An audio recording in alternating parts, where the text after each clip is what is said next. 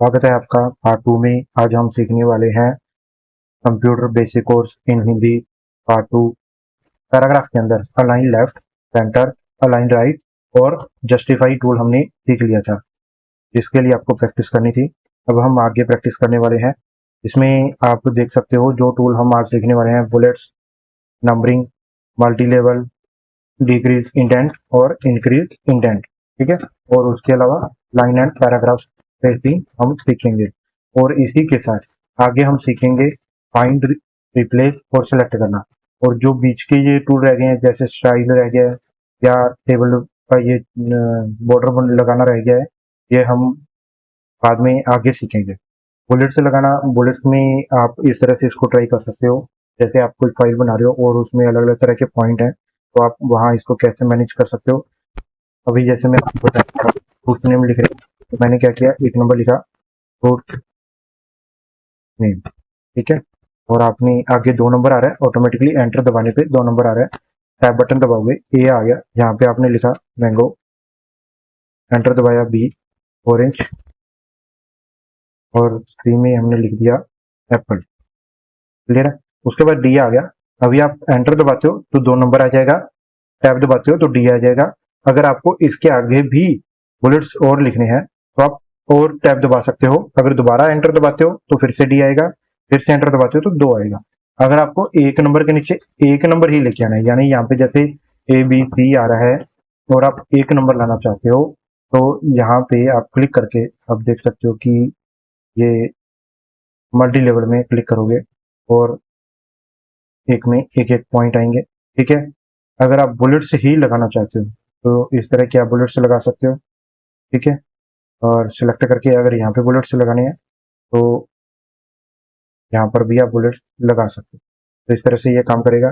आगे जैसे आप वेजिटेबल्स नेम लिख रहे हो और आप एंटर दबाते हो तो आगे बुलेट्स आएंगे। टैब दबाते हो तो उसके आगे फिर नंबरिंग शुरू हो जाएगी। इस तरह से आप इनका यूज कर सकते हो। इस एक पॉइंट में बुलेट्स, नंबरिंग और मल्टी लेवल तीनों कंप्लीट हो रहे हैं। आप ध्यान से देखिए, आप इसको प्रॉपर यूज कर पा रहे हो। ठीक है। और जिस तरह का स्टाइल आप चूज करोगे उसी तरह का यहाँ पे लिखा आएगा। अब हम बात करते हैं इंडेंट की। इंक्रीज इंडेंट और डिक्रीज इंडेंट। इंक्रीज इंडेंट ये है और डिक्रीज इंडेंट ये है। अभी मान लीजिए आपने कोई भी शब्द लिखा, जैसे हम किसी का एड्रेस लिख लेते हैं, जैसे मोहन, रामपुर। ठीक है। और उसके बाद छत्तीसगढ़ आपने लिखा। आपने इसको सेलेक्ट करना है, तीनों को सिलेक्ट कर लिया और इन्हें आप एड्रेस के तौर पे राइट साइड से यूज करना चाहते हो। मैंने लेफ्ट साइड में लिखा है लेकिन राइट साइड से आप यूज करना चाहते हो, तो कैसे आप यूज करोगे? इंक्रीज इंडेंट पे। ठीक है। तो इस तरह से ये यहाँ पे आ जाएगा। डिक्रीज करने पे ये वापस इस तरफ आ गई। क्लियर है। ये चीज समझ में आ गई। अगर आप अभी जैसे इन शब्दों के बीच में स्पेसिंग बहुत ज्यादा आ रही, आप देख रहे हो मोहन के बाद रामपुर और बीच में एक लाइन और एडजस्ट हो सकती है, या इनकी लाइन की स्पेसिंग कम करनी पड़ेगी। तो उसके लिए हम क्या करेंगे, लाइन एंड पैराग्राफ स्पेसिंग पे क्लिक करेंगे। अगर आप एक नंबर पे क्लिक करोगे तो आप फील करोगे कि स्पेस थोड़ा कम हुआ है। देखो, जैसे जैसे नंबर बढ़ रहा है स्पेस बढ़ रहा है। ठीक है। हम क्या करेंगे, रिमूव स्पेस आफ्टर पैराग्राफ पे क्लिक करेंगे और आप देखोगे बिल्कुल सही सेटिंग आ गई। अगर आपको स्पेस अपने मन से आप ऐड भी करना चाहते हो तो ऐड स्पेस पे क्लिक कर सकते हो। लाइन स्पेस ऑप्शन पे क्लिक करोगे तो आप अपने मन से इनके बीच में स्पेस डाल भी सकोगे। जैसे 1.08 मैंने यहाँ पे स्पेस डाल दिया। ओके कर दो इसको, स्पेस और कम हो। ये चीज आपको क्लियर होगी। इंक्रीज इंडेंट करते हो तो टेक्स्ट जो है वो आपके लेफ्ट साइड में चले जाएंगे, और डिक्रीज इंडेंट करते हो तो वापिस लेफ्ट साइड आ जाएंगे। उम्मीद है ये चीज आपको क्लियर होगी। यहाँ पे मैंने 4-5 पॉइंट क्लियर कर दिए हैं: bullets, numbering, multi level, decrease indent, increase indent और लाइन एंड पैराग्राफ स्पेसिंग। इसको आप प्रैक्टिस करके देखो, आपको सब समझ में आ जाएगा। अगर आपको ना समझ में आए तो आप एक बार वीडियो को दोबारा रिपीट करो, नहीं तो मेरे को कमेंट करो, मैं दोबारा से आपको अलग तरीके से समझा दूंगा। ठीक है। उसके बाद फाइंड, रिप्लेस और सिलेक्ट हम यूज कर रहे हैं। इसके लिए हम क्या करेंगे, हम एक कमांड लिख लेते हैं, इक्वल रैंडम ब्रैकेट 2, 2 ब्रैकेट बंद करेंगे। ये हमारे पास तो पैराग्राफ लिखे हुए हैं। मान लो हमें इनके अंदर कोई शब्द ढूंढना है, आपके पास काफी सारा मैटर लिखा हुआ है, मैंने तो छोटा सा मैटर लिखा है, या ऐसा करते बड़ा सारा मैटर लिख ही लेते हैं। इक्वल रैंडम ब्रैकेट 5,5 ब्रैकेट बंद करेंगे। देखो अब काफी सारा मैटर आ गया। अब इसमें हमें एक शब्द को ढूंढना है कि वो शब्द कहाँ कहाँ है, या उसे रिप्लेस करना है। इस सिर्फ शब्द की बात नहीं है, आप नंबर भी ढूंढ सकते हो। मैंने फाइंड पे क्लिक किया और आप इसमें देख रहे हो वीडियो बार बार आ रहा है, तो हम वीडियो को ही टारगेट करते हैं। वीडियो शब्द को हमने ढूंढना है। वीडियो शब्द कहाँ से है? देखो जहां जहां वीडियो शब्द है उसका कलर चेंज हो गया, येलो कलर में फाइल में जहां जहां गया है वो आपको दिखाई दे रहा है। अगर आपको रिप्लेस करना है, मतलब वीडियो की जगह आपको ऑडियो चाहिए, आपने क्या करना है, रिप्लेस पे क्लिक करना है। फाइंड वर्ड, क्या ढूंढूं, तो हमने बोला कि वीडियो ढूंढो। हमने वीडियो पहले सर्च किया था, फाइंड किया था, तो इसलिए यहाँ पे ऑटोमेटिकली फाइंड में वीडियो लिखा रहा है। रिप्लेस विद, किसके साथ रिप्लेस करना चाहते हो, तो हम ऑडियो के साथ इसको रिप्लेस करना चाहते हैं। तो अगर आप रिप्लेस ऑल करोगे तो एक बार में जितने भी चेंज आउट हो जाएंगे, लेकिन मैं रिकमेंड करता हूँ कि आप सभी ऑडियोज को एक बार में चेंज ना करें। काफी जगह ऐसा होता है कि हमें हमारी लाइन का मतलब ही चेंज हो जाता है। बेटर है कि वन बाय वन आप रिप्लेस करो। देखो उसने पहला ढूंढ लिया अपने आप ऑडियो, पूरी की पूरी लाइन आप पढ़ोगे।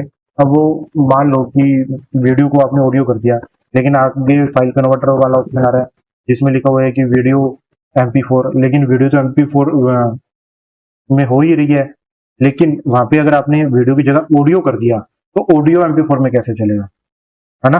तो लाइन का मतलब चेंज हो जाएगा ना। तो आप वन बाय वन चेंज करें, इजी है ढूंढने से, तो काफी अच्छा है कि आप वन बाय वन वर्ड्स को देख के कहाँ कहाँ चेंज करना है वहां वहां आप चेंज करें। उसमें भी 1 मिनट लगेगा, वो ज्यादा बेटर रहेगा। उम्मीद है आपको फाइंड और रिप्लेस समझ में आ गया होगा। सेलेक्ट पे क्लिक करते हैं, सेलेक्ट ऑल, सारा का सारा क्लिक करके आपने जैसे ही आप पूरे मैटर को सिलेक्ट करना चाहते हो तो आपने क्या करना है, सिलेक्ट पे क्लिक करना है, सिलेक्ट ऑल। इसके लिए आप शॉर्टकट की भी यूज कर सकते हो, कंट्रोल+A। कंट्रोल+A दबाने पर आपके सारा जो भी मतलब लिखा हुआ है वो सिलेक्ट हो जाएगा। कंट्रोल A, ये शॉर्टकट की से आप सारा मैटर लिखा हुआ सिलेक्ट कर सकते हो, ठीक है। और दूसरा आ रहा है सिलेक्ट ऑब्जेक्ट। ऑब्जेक्ट क्या होता है, जैसे कोई शेप हुई, जैसे यहाँ पे शेप वगैरह हम बना लेते हैं, जैसे ये शेप है, ठीक है? ये शेप है, ठीक है। अब मुझे इस शेप को सिलेक्ट करना है। वैसे तो मैं इस पर क्लिक करके भी सिलेक्ट कर सकता हूँ, लेकिन कई बार मल्टीपल शेप्स होती हैं तो हम सही ढंग से सिलेक्ट नहीं कर पाते, तो आपने क्या करना है, सिलेक्ट पे क्लिक करना है, सिलेक्ट ऑब्जेक्ट पे क्लिक करना है।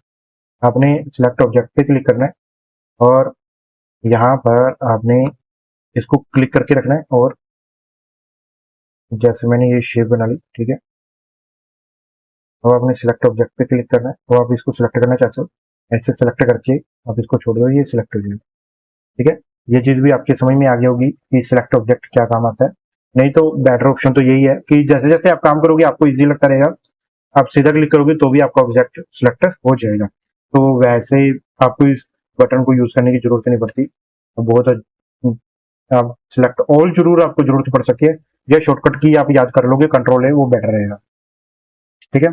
उसके बाद आता है सिलेक्शन पेन, मतलब इस तरफ से आपके सामने एक सिलेक्शन पेन ओपन हो जाएगा कि आपको आपने मल्टीपल चीजें सिलेक्ट कर रखी हैं। मान लो कि ये अभी एक सिलेक्ट किए हुए तो दिख रहा है, आपको दूसरा सिलेक्ट करना है, ये देखो अभी दोनों सिलेक्ट हो गए, ठीक है। ये चीज आपको समझ में आ रही है, कंट्रोल दबाकर भी आप सिलेक्ट कर सकते हैं। इसको सिलेक्ट किया, अब इसको कर रहे हो, लेकिन आपको इसको भी सिलेक्ट करना है, तो आप क्या करो, कंट्रोल दबा के इस पर क्लिक कर दो, तो भी आपके ये दोनों शेप्स सिलेक्ट हो जाएंगे, मल्टीपल सेलेक्ट हो जाएंगे। क्लियर है? इतनी चीज आपकी समझ में आ गई होगी, आप इतनी प्रैक्टिस करके देखो, ठीक है। उसके बाद जो हमारी तीसरी वीडियो आएगी उसमें मैं आपको टेबल बनाना सिखाऊंगा, या आगे पिक्चर्स कैसे यूज करना है, शेप कैसे यूज करना है, ये सारे टूल्स हम आगे क्लियर करेंगे। और जो टूल्स मैं बीच में छोड़ रहा हूँ, जैसे बुक के टूल मैंने बीच में छोड़े हैं, कुछ टूल्स हैं जो मैं बीच में छोड़ रहा हूँ, एक्चुअली में ये टूल लास्ट में हम कवर करेंगे। ये बुक लिखने के काम आते हैं, तो इसमें बीच बीच में इन टूल्स को सिखाने का कोई फायदा नहीं है। जो भी चीजें हैं वो मैं आपको आगे क्लियर करता रहूंगा, ठीक है।